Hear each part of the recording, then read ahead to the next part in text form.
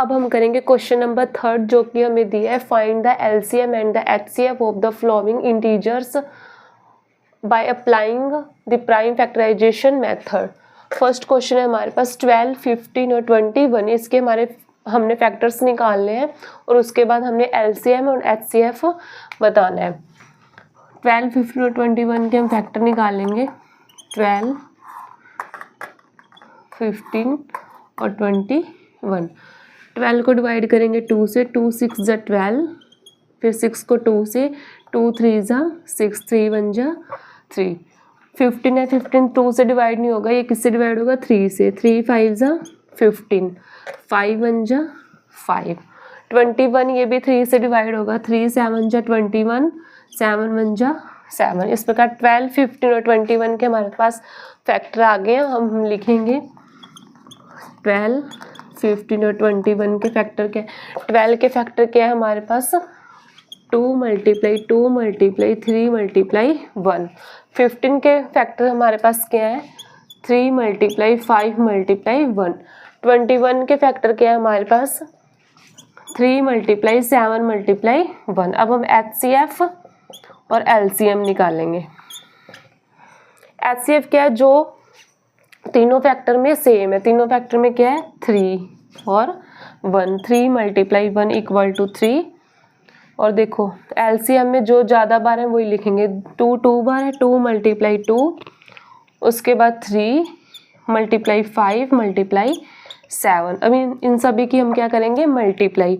2 2 जा 4, 4 3 जा 12, 12 5 जा 60, 67 जा 420। इस प्रकार हमारा एचसीएफ की वैल्यू 3 और एलसीएम की वैल्यू क्या है, 420। इस प्रकार हमारा क्वेश्चन नंबर फर्स्ट हो जाता है कंप्लीट। अब हम करेंगे इसका सेकंड क्वेश्चन। अब हम करेंगे क्वेश्चन नंबर 3 का जो सेकंड पॉइंट है वो करेंगे। इसके हम फैक्टर्स निकालेंगे। सबसे पहले फैक्टर्स निकालेंगे 17 के, 23 एंड 29 के। 17 एक प्राइम नंबर है, ये किसी से भी डिवाइड नहीं होगा। 17 खुद से डिवाइड होगा, 17 1 जा 70। 23 भी एक प्राइम नंबर है, ये भी खुद से ही डिवाइड होगा, 23 1 जा 23। 29 भी किसी से डिवाइड नहीं होगा, ये खुद से डिवाइड होगा, 29 1 जा 29। देखो 17, 23 और 29 के हमारे पास फैक्टर क्या आया, 17 × 1। 23 के फैक्टर हैं 23 × 1 और 29 के हमारे पास फैक्टर हैं 29 × 1। अब हम निकालेंगे एचसीएफ और एलसीएम।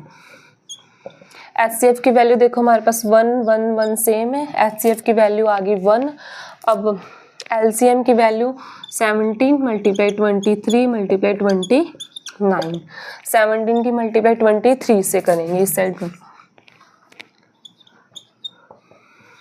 3 7 जा 21, 2 कैरी, 3 1 जा 3 और 2 5, 2 7 जा 14, 1 कैरी, 2 1 जा 2 और 1 3, 1 9 3,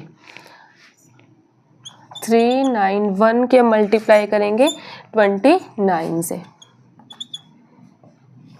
9 1 जा 9, 9 9 जा 81, 1 8 कैरी, 9 3 जा 27, 27 और 8 35 मल्टीप्लाई, 2 1 जा 2, 2 9 जा 18, 8 1 कैरी, 2 3 जा 6 और 1 7, 9 3 8 और 5 13, 1 कैरी 11, 1 1 3 3 9।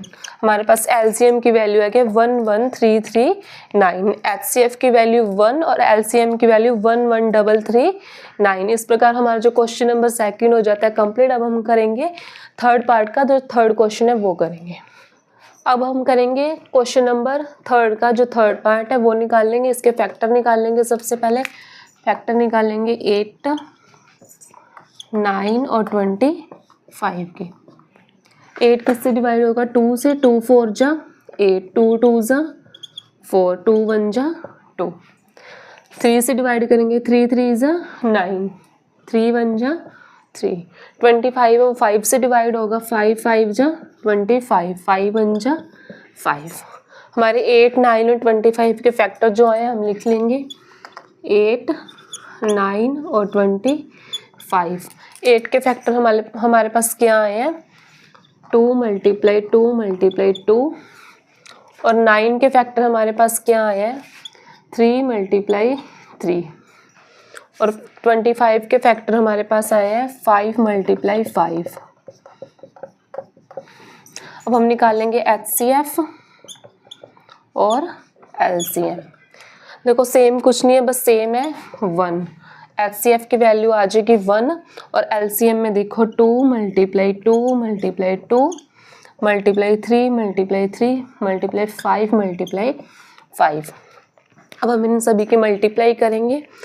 2 2 जा 4, 4 2 जा 8, 8 3 जा 24, 24 के 3 के साथ मल्टीप्लाई, 3 4 जा 12, 1 कैरी, 3 2 जा 6 और 1 7, 72 के 5 के साथ मल्टीप्लाई, 5 2 जा 10, 1 कैरी, 5 7 जा 35 और 1 36। अब 3 6 0 की मल्टीप्लाई करेंगे 5 के साथ, 5 0 0, 5 6 जा 30, 3 कैरी, 5 3 जा 15 और 3 18, 1800। हमारे पास LCM की वैल्यू आई है 1800, HCF की वैल्यू 1, LCM की वैल्यू 1800। इस प्रकार हमारा जो क्वेश्चन नंबर 3 है वो हो जाता है कंप्लीट। अब हम नेक्स्ट क्वेश्चन करेंगे 4th।